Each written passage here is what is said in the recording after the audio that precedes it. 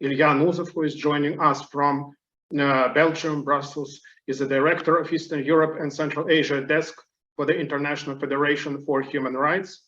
Previously, he was legal advisor at the International Center for Transitional Justice, and before that, teaching assistant researcher at the Geneva Academy of Human Rights, where he also earned his law degree.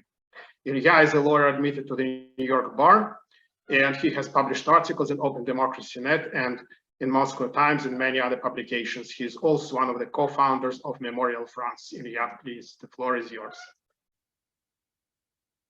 Thank you very much, Dmitry, and thank you for giving me the floor. It's an honor to be here, and especially given the nice interdisciplinary presentations that we've had today. It's very unusual that I find myself amongst representatives of different disciplines. It seems that human rights practitioners talk to each other only. It's good to have different perspectives. I wanted to say a few words about my organization and what we do in connection to the topics we're discussing today. So the International Federation for Human Rights will celebrate its 100-year anniversary, which makes us this year, which makes us one of the oldest human rights organizations in the world. We're a federation, so we're a member-based organization. We federate 197 member non-governmental organizations around the world. So I'm responsible for the Eastern Europe, Central Asia region, which is 12 of the 15 former Soviet countries, the 3 being the Baltic states, which are now part of the EU. In this region, we have 16 members. In Russia, we work with Human Rights Center Memorial, Anti-Discrimination Center Memorial, which was expelled upon the adoption of the Foreign Agents Law in 2014, and Citizens Watch, which is still based in St. Petersburg. And in Ukraine, our member organizations are the Center for Civil Liberties and the Kharkov Human Rights Protection Group, which will become an official member starting this October. And what's important to highlight is that we operate exclusively based on the needs and the demands of our member organizations. So the organizations on the ground, which kind of avoids the debacle that we've seen with Amnesty International's press release / report, which criticized the use of civilian objects by the Ukrainian armed forces. We literally have all of our reports and press releases signed off on by our member organizations, which are locally based. We have a very broad mandate, which encompasses all of the rights in the Universal Declaration of Human Rights. But we do have some main specific priorities, namely the fight against impunity, business and human rights, the rights of women, the protection of human rights defenders, just to name a few. And we work among the 4 main axes of action.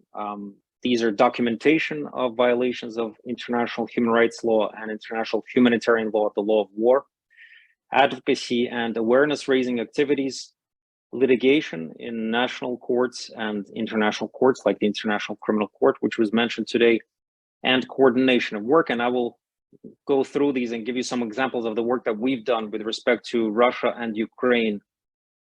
So with respect to documentation, for instance, just last year, we published a report called Russia Crimes Against History, where we document all of the means and methods of persecution of historians, NGOs, journalists working on commemorating the victims of Soviet-era repressions in Russia, which work to effectively counter that narrative that Russia is now spinning about being the successor to the USSR and this glorious, victorious and just state that won in the Second World War. That might not seem significant, but you all know how much that means to Putin's propaganda machine and this whole, especially now in the current conflict, the use of that language to justify the aggression as the denazification of Ukraine.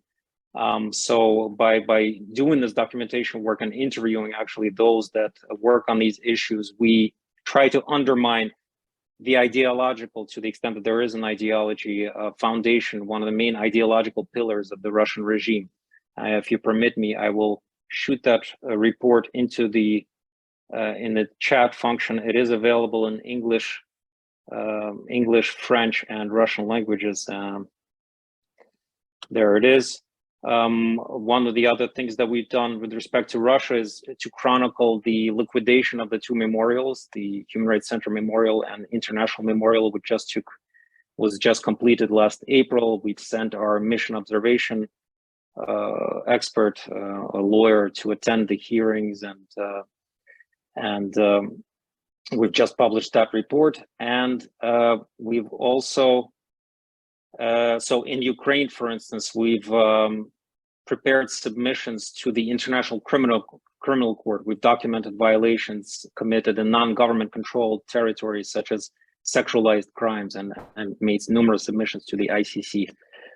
We do advocacy work, so we physically go in front of international organizations like the EU, the UN, the OSCE, and we advocate for the establishment of commissions of inquiry or Moscow mechanism to report on violations of human rights domestically in the Russian Federation. But we also do advocacy domestically. So for instance, in France, we've advocated for the award of honorary citizen of Paris to Oleg Sentsov, the filmmaker who was held in Russian prisons. With respect to litigation, another very important aspect of our work, you might have heard about this case of a gruesome torture and murder of a Syrian national by the Wagner Group in Syria. So what we did, we had a brother of the victim contact our Syrian member organization, and then through our secretariat in Paris, we reached out to our member organization in Moscow, and we brought a complaint on behalf of the brother of the victim to the Moscow Investigative Committee, which of course very promptly ignored it. But that led the way to a complaint to the European Court of Human Rights. Again, that might not seem significant, but it's at least a modicum of justice to the brother of the victim. And it served to establish that factual link between the Wagner Group and the Russian state, which has now been actually exposed in great detail. We do also a lot of coordination work. We help Russian human rights defenders obtain visas and resettle if they are threatened in Russia. We participate in working groups and platforms such as the Civil M+ platform for the resolution of the armed conflict in Eastern Ukraine. During the work of this platform, for example, I co-authored an article with a Ukrainian colleague on the potential of a Truth and Reconciliation Commission in Ukraine. That, you know, there's been a lot of talk about transitional justice for Russia. Transitional justice will also need to come to Ukraine, and the idea was to design some kind of a model of a Truth and Reconciliation Commission. Of course, now that work is of little relevance given the full-scale invasion and aggression and all the crimes committed by Russia. That colleague, by the way, is now on the front lines in Ukraine. So this is just a little bit of a showcase of our work. I'll just sum up by making some recommendations on what to do next. So from sort of a human rights lawyer's perspective, if you will, there's obviously a great continued need for documentation of violations of the laws of war, as they call them, and international human rights law in Ukraine in order to bring perpetrators to justice. I think there is a great need to also continue documenting violations of human rights in Russia, because there has been a huge increase in violations. We've had 16,000 arrests just from the time of the reinvasion alone, 3,500 prosecutions based on this discrediting of the armed forces law, 75 arrests on the dissemination of fake news, which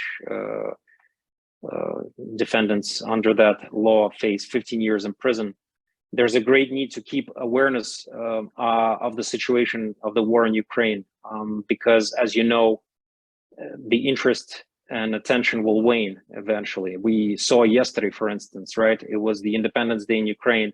There was a horrible attack in Dnipro, which caused the death so far of 25 civilians. That absolutely garnered no attention in the international media, and unlike what has happened 2 days before, that the the death of Daria Dugina, which has now been, you know, all over the news, and this is just extremely disproportional and unfortunate. So it's very important to keep that pressure, keep the attention to the situation. But we also need to not neglect Russia, and there does need to be a continuous effort to raise awareness as to the repressions inside the country.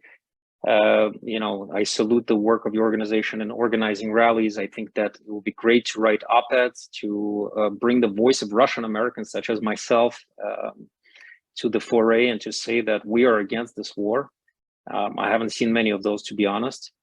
And that brings me, of course, to that problem of lack of homogeneity among the Russian-speaking, let's say, or Russian diaspora with respect to what's been happening in Ukraine.